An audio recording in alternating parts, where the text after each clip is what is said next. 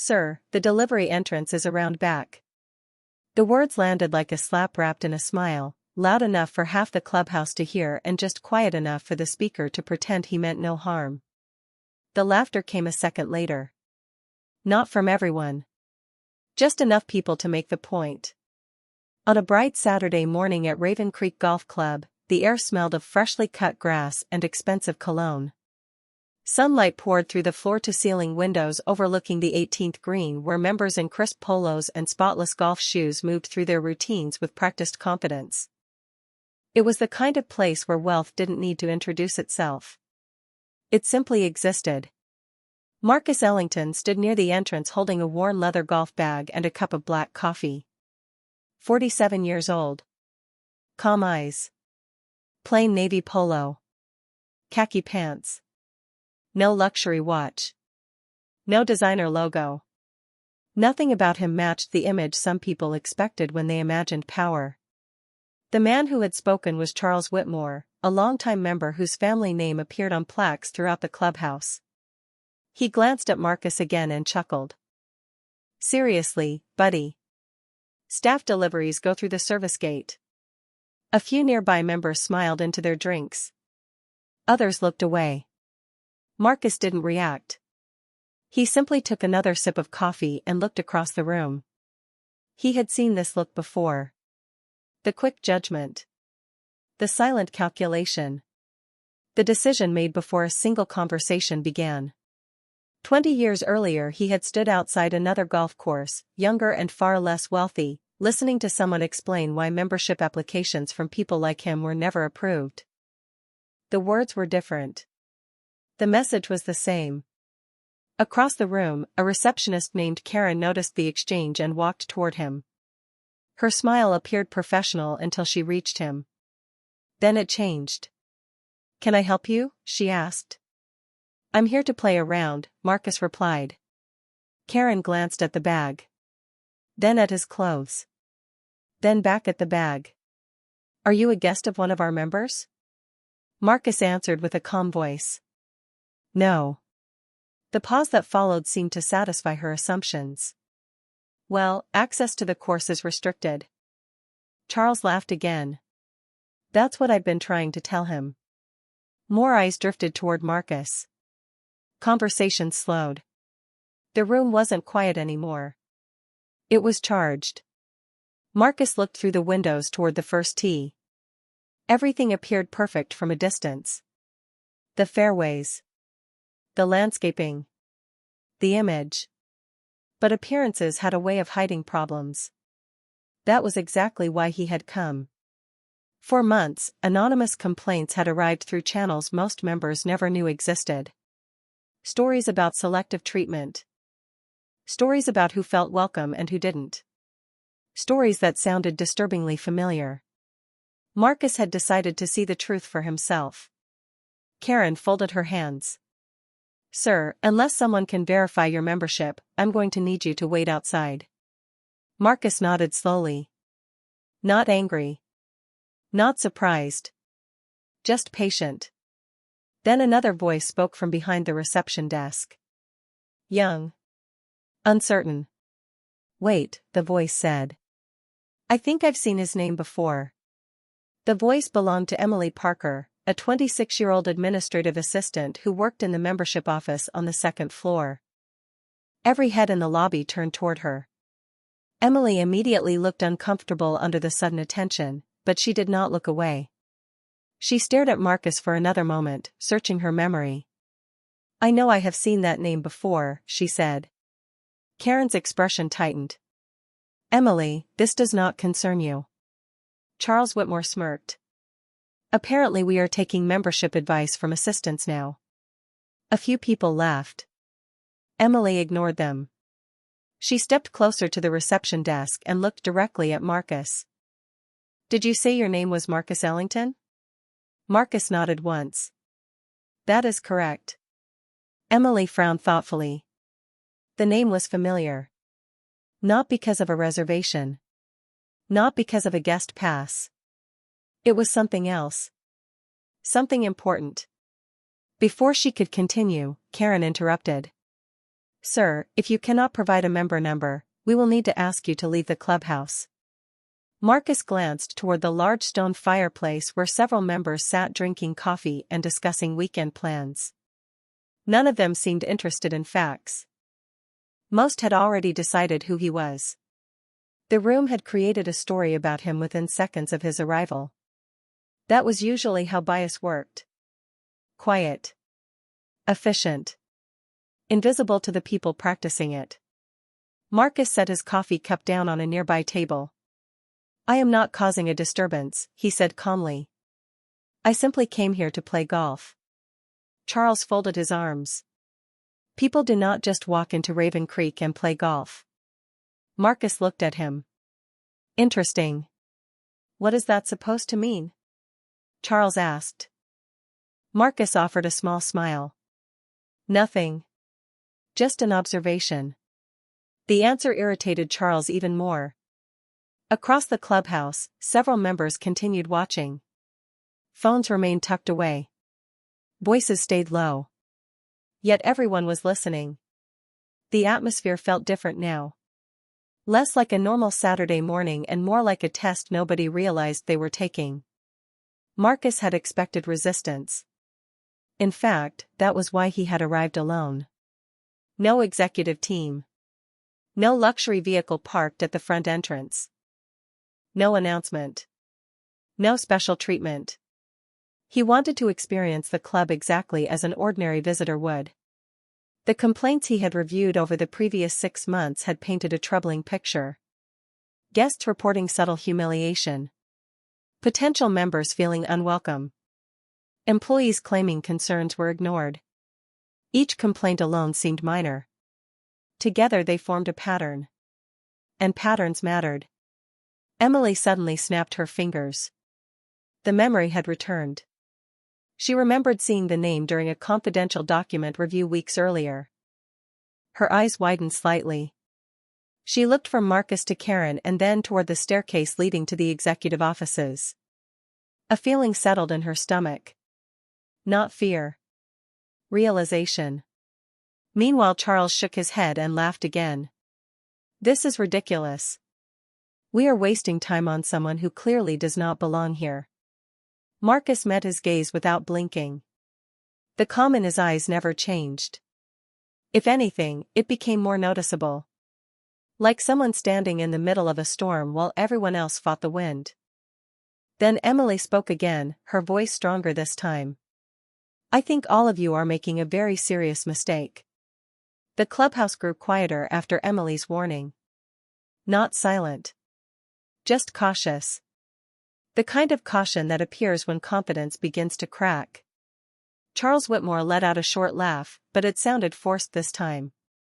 A serious mistake, he repeated. The only mistake here is letting this nonsense continue. Karen straightened her posture behind the reception desk. Emily, if you have information, share it with management. Otherwise, please return to your duties. Emily hesitated. She knew what she remembered, but she also knew the documents she had seen were confidential. Before she could answer, another member stepped forward. His name was Richard Holloway, a retired investment executive who had spent nearly 20 years at the club. He looked Marcus up and down before speaking. Look, nobody is trying to be rude. But places like this have standards. Marcus glanced toward him. Standards are important. Richard nodded. Exactly. Marcus took a slow breath. The question is whether those standards apply to behavior or appearances. A few people exchanged uncomfortable looks. The answer landed harder than anyone expected. Richard opened his mouth, then closed it. Charles quickly stepped back into the conversation. Do not turn this into something it is not. This club has rules. Then enforce the rules, Marcus replied calmly. Not assumptions. The words settled over the room like a weight. Across the lobby, several members who had quietly watched from leather chairs began paying closer attention. One woman lowered her newspaper. Another man paused halfway through a conversation. The tension was no longer hidden. It was visible. Karen reached for the phone at the reception desk. I think it is time we involve security. Emily immediately looked up. Security? Karen ignored her and continued dialing. We have an individual refusing instructions from staff. Marcus remained completely still. No raised voice. No argument. No frustration. Just patience. That seemed to bother some people more than anger would have. Charles folded his arms again. Finally.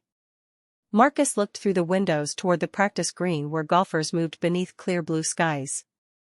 Everything outside appeared peaceful. Inside, something else was happening.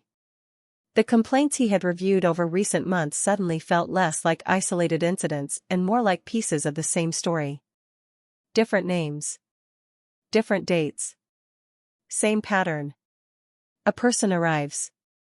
Assumptions are made. Dignity becomes optional. Emily took a step closer to Marcus. Sir, she said quietly, have we met before? Marcus smiled slightly. Not officially. Her eyes widened again. The answer confirmed what she had suspected. Somewhere upstairs, locked inside executive files and ownership records, she had seen that name attached to something far larger than a membership account. Karen finished her call and placed the receiver down. Security is on the way. Charles appeared pleased. Good. Marcus simply nodded. That seems a little extreme. You leave us no choice, Karen replied. Marcus looked around the clubhouse one more time. The room felt different now. Less certain. Less comfortable. The people who had laughed earlier were no longer laughing. And for the first time that morning, several members were beginning to wonder whether Emily's warning might have been the most important thing anyone had said all day. The arrival of security did not restore order. If anything, it exposed how fragile the situation had become. A tall security supervisor named Daniel Brooks entered through the side hallway with a measured expression, expecting to find a disruptive guest. Instead, he found a man standing quietly beside a golf bag while half the clubhouse watched in uneasy silence. Daniel looked from Karen to Marcus. What seems to be the problem? Karen answered immediately. This individual has refused multiple requests to leave the premises. Marcus remained calm. I was asked to leave before anyone verified who I am. Daniel studied him for a moment. Nothing about Marcus suggested confrontation. His posture was relaxed. His voice was steady. The contrast was impossible to ignore. Before Daniel could respond, Emily stepped forward again. This time there was more confidence in her voice. That is not the full story. Every eye in the room shifted toward her. Karen's expression hardened. Emily. The warning was obvious. Emily ignored it. Her heart raced, but she kept speaking. He was judged before anyone checked a single record. Charles rolled his eyes. Here we go again. Emily turned toward him. No. You need to hear this. The room became still. She looked at Marcus, then toward the executive offices upstairs. The memory was no longer vague. She knew exactly where she had seen the name. 2 weeks earlier she had assisted with confidential ownership documentation during a scheduled records review. Most employees never saw those files. She had only seen them because a senior administrator needed help organizing archived documents. One name had appeared repeatedly throughout the paperwork. Marcus Ellington. At the time, it had meant nothing to her. Now it meant everything. Karen stepped from behind the desk. You are crossing a line. Emily swallowed hard. No. We crossed the line first. A murmur spread through the clubhouse. Several members exchanged uncertain glances. Daniel folded his arms and listened carefully. Charles laughed again, but the confidence was fading from his voice. You are acting like this guy is somebody important. Emily met his gaze. Maybe that is exactly the problem. The words landed heavily. Across the room, a retired judge named Eleanor Mitchell lowered her coffee cup and spoke for the first time all morning. "Young lady, do you know something the rest of us do not?" Emily hesitated. She could not reveal confidential information. But she could tell the truth about what she had witnessed. "I know that nobody here bothered to verify anything before making assumptions." Marcus watched quietly. He had seen moments like this before. One person finds the courage to speak.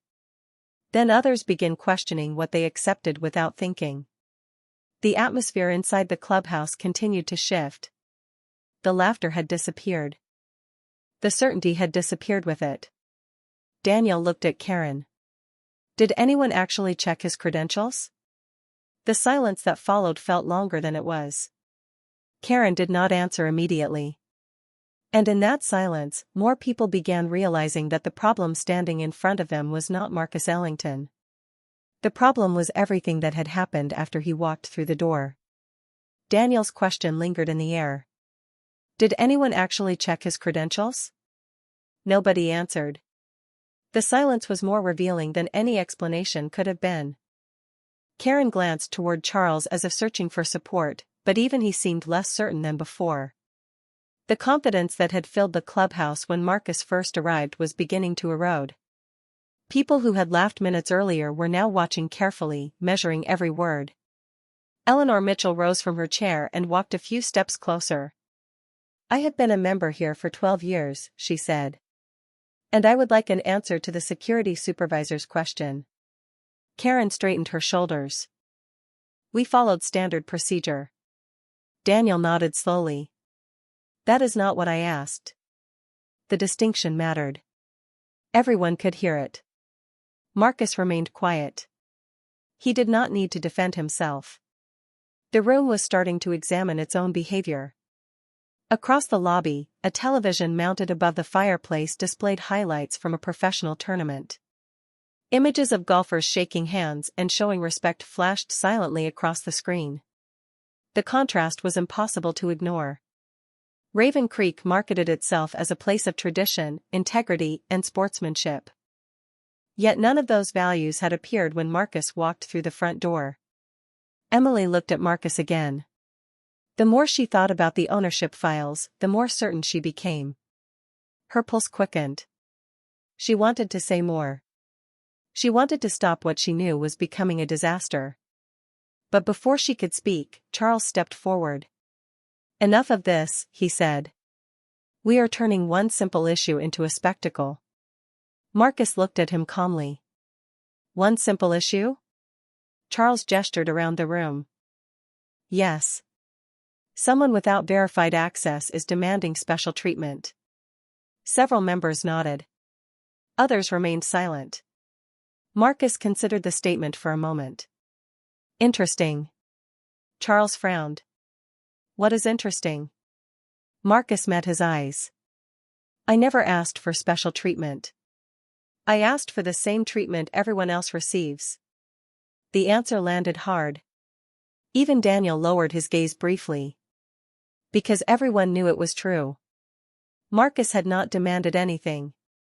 He had not raised his voice. He had not broken a rule. Yet somehow he was the center of a security investigation. The realization spread through the room like a slow-moving wave. Marcus looked beyond the clubhouse windows. The sight triggered an old memory. He was 19 again, standing outside a municipal course on the edge of town. He remembered arriving with borrowed clubs and excitement he could barely contain. He remembered the employee who questioned whether he belonged there. He remembered the long stare. The forced smile. The unnecessary scrutiny. He remembered driving home afterward wondering how many times he would need to prove himself before people stopped assuming the worst. Decades had passed. Billions of dollars had been earned. Entire companies had been built. Yet the feeling was familiar. Not because the circumstances were identical. Because the assumption was. Back in the present, Daniel turned toward Karen one final time. "I need access to the membership system." Karen hesitated. Emily immediately noticed it. so did several others. The hesitation lasted only a second, but it was enough. Eleanor crossed her arms. Charles looked uncomfortable. And for the first time that morning, a growing number of members began wondering whether the person standing quietly beside the golf bag was not the one who should be explaining himself. Karen finally turned toward the computer terminal behind the reception desk. The movement looked routine, but everyone in the clubhouse noticed it. The room had reached a point where even small actions carried weight. Daniel stood beside the desk waiting. Emily watched closely. Charles remained near the fireplace, though the certainty that had fueled his comments earlier was fading with every passing minute. Marcus remained exactly where he had been from the beginning. Calm. Patient. Unmoved. The clubhouse no longer felt like a place hosting a weekend round of golf. It felt like a courtroom before a verdict. Karen typed several commands into the membership system. Her eyes moved across the screen. Then something changed. It was subtle. A brief pause. A slight tightening around her eyes. Emily saw it immediately. Daniel saw it too. "Is there a problem?" he asked. Karen looked up too quickly. "No." Daniel waited. "Then continue." The silence stretched. Across the room, members who had been pretending not to watch were now openly staring. Even the conversations near the bar had stopped. Marcus reached into his pocket and removed his phone. He glanced at the screen for a moment before sending a single message. Nothing dramatic. No speech. No announcement. Just a brief communication. Then he returned the phone to his pocket. Emily noticed. So did Daniel. Neither said a word. Hundreds of miles away, inside a corporate office overlooking downtown Atlanta, a woman named Angela Ross received the message. She had worked with Marcus for 12 years. She understood exactly what it meant. Her response came less than 10 seconds later. Protocol review initiated. Executive access confirmed. Internal reports loading now. Back at the clubhouse, Marcus read the reply and slipped the phone away. The process had begun. Nobody in the room knew it yet. Not Karen. Not Charles. Not even Emily. But systems were already moving. Records were being opened. Complaints were being reviewed. Decisions made months earlier were about to face scrutiny. Daniel noticed Marcus's expression. "Everything all right?" he asked. Marcus nodded. "Perfectly." The answer sounded ordinary. Yet something about it unsettled the people listening. Karen cleared her throat. "There are certain records that require executive authorization." Emily's eyes widened. That statement only confirmed her suspicions. Daniel looked at her. "Executive authorization?" Karen immediately regretted saying it. The words hung in the air. Charles stepped forward. "Why are we still doing this?" he asked. "This entire situation is ridiculous." Marcus turned toward him. "I agree." Charles looked relieved for half a second. Then Marcus continued. "It should have been resolved the moment someone chose facts over assumptions." Several people looked away. The truth in the statement was difficult to ignore. Eleanor Mitchell nodded slowly. "That is fair." More members began murmuring in agreement. The tide was changing. Not dramatically. Not all at once. But steadily. Like a course correction. Karen suddenly received an alert on her screen. Her face lost color. Another alert appeared. Then another. Emily could not see the details, but she knew enough about internal systems to recognize executive review notifications when they appeared. Her pulse quickened. Whatever Marcus had done with that simple message, it was already reaching Raven Creek. And for the first time that morning, Karen looked less concerned about Marcus Ellington and more concerned about what was coming next. The first phone call arrived less than a minute later. Karen stared at the screen, then at the incoming number, then back at the screen again. She did not answer immediately. Daniel noticed. You should probably take that. Karen swallowed and accepted the call. Nobody could hear the voice on the other end, but everyone could see the change in her expression. The confidence that had carried her through the morning disappeared. When the call ended, another notification appeared. Then another. Executive review. Ownership records accessed. Incident escalation. The alerts stacked across her screen like storm clouds gathering over a fairway. Charles stepped forward. What is going on? Karen did not answer. Emily already knew. The pieces had finally aligned. The confidential documents. The ownership files. The restricted authorizations. The executive alerts. They all pointed to the same truth. Marcus Ellington looked around the clubhouse. The room that had judged him less than an hour earlier now looked very different. Nobody was laughing. Nobody was making jokes about service entrances or membership standards. The air felt heavy. Anticipation had replaced certainty. Eleanor Mitchell spoke quietly.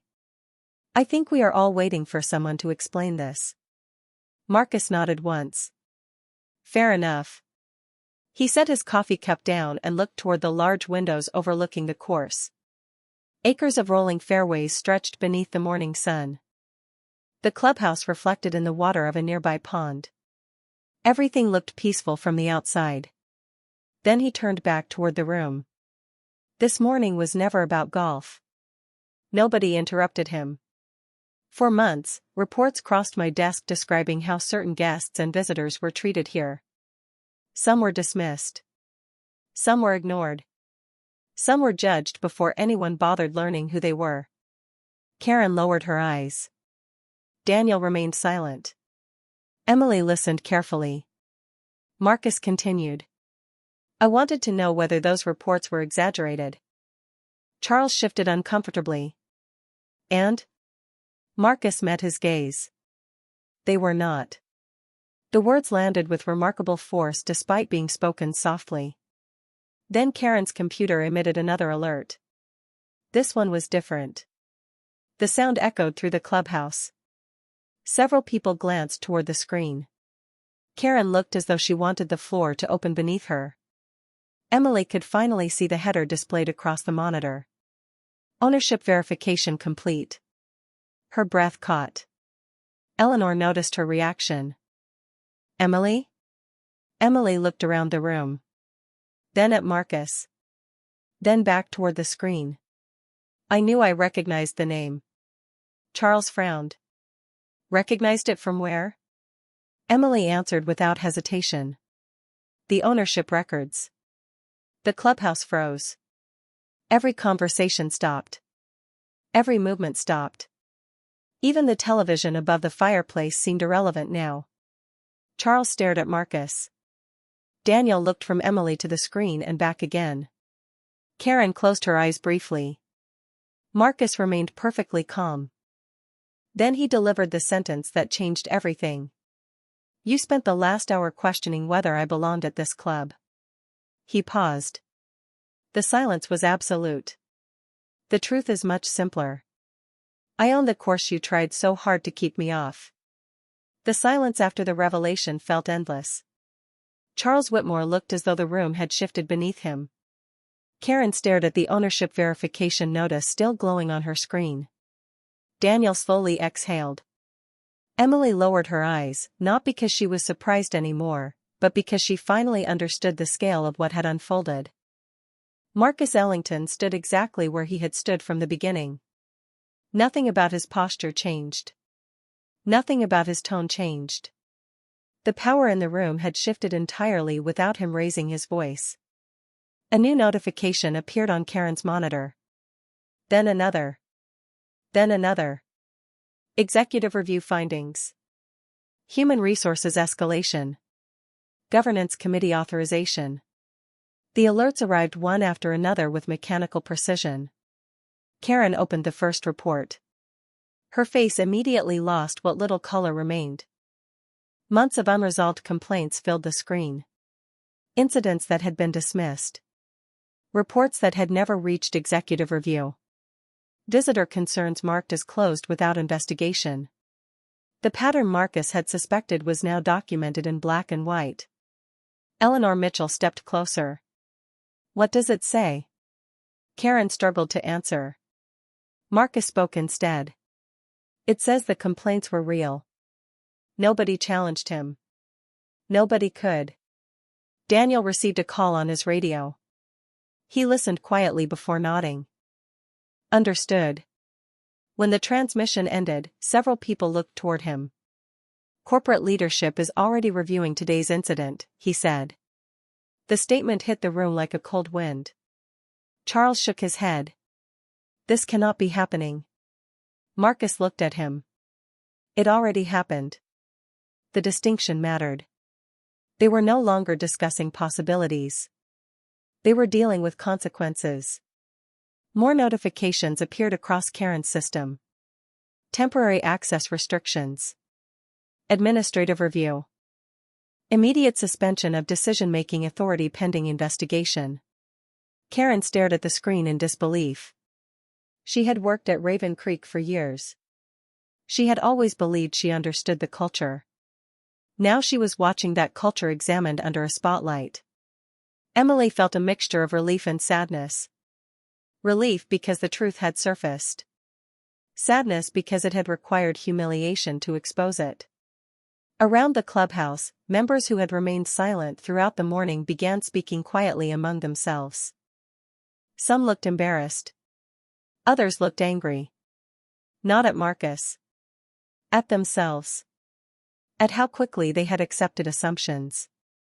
At how easily they had mistaken appearance for status. Charles lowered his gaze. For the first time all morning, he had nothing to say. Marcus glanced around the room. The clubhouse felt different now. Not because ownership had been revealed. Because excuses had disappeared. The assumptions were exposed. The pattern was visible. The illusion that nobody knew what was happening could no longer survive. Outside the windows, golfers continued moving across the fairways beneath the bright morning sun. The course looked exactly the same as it had an hour earlier. Inside, everything had changed. And as another executive notification appeared across the system, everyone in the clubhouse realized the investigation was only beginning. The clubhouse remained quiet long after the notification stopped appearing. Nobody seemed eager to speak first. The morning had begun with certainty and ended with reflection. Marcus Ellington looked around the room one final time. He saw people avoiding eye contact. He saw others staring at the floor. He saw a few members looking out across the course as though seeing it differently for the first time. The investigation would continue. Reports would be reviewed. Decisions would be made through the proper channels. But the most important lesson had already arrived. It had arrived before the executive alerts. Before the ownership records. Before anyone learned who Marcus really was. Eleanor Mitchell finally broke the silence. "I think we all owe you an apology." Several heads nodded. Others followed. The response spread naturally through the room. Not because anyone was instructed to do it. Because the truth left little room for denial. Marcus considered her words carefully. "I appreciate that." His voice remained calm. The same calm that had carried him through every moment of the morning. Charles looked up from the floor. The confidence that had once defined him was gone. "I made assumptions." Marcus nodded. "Yes." There was no anger in the response. No triumph. Just honesty. Charles swallowed. "I was wrong." For a moment, nobody moved. Then Marcus picked up his golf bag. The simple action seemed to surprise everyone. After everything that had happened, he was still planning to play. Emily smiled for the first time all morning. Daniel shook his head softly, almost amused by the grace with which Marcus carried himself. Marcus glanced toward the windows where sunlight continued to spill across the fairways. The course had not changed. The grass was still green. The flag still moved gently in the breeze. The pond still reflected the sky. Yet something inside the clubhouse felt different. Lighter. More honest. As he started toward the first tee, Emily stepped forward. "Sir?" Marcus paused. "Yes?" She hesitated before speaking. "Thank you for showing us the truth." Marcus smiled. The truth was always here. Then he looked around the room one last time. "The problem was not that you did not know who I was." The words settled over the clubhouse with quiet force. "The problem was how quickly people decided who I must be." Nobody interrupted. Nobody looked away. Every person understood exactly what he meant. Marcus adjusted the strap on his golf bag and continued toward the exit. The morning sun greeted him as the clubhouse doors opened. Behind him, people remained standing in thoughtful silence. Ahead of him stretched 18 holes of possibility beneath a clear blue sky. He had not raised his voice. He had not demanded respect. He had not used power to prove his worth.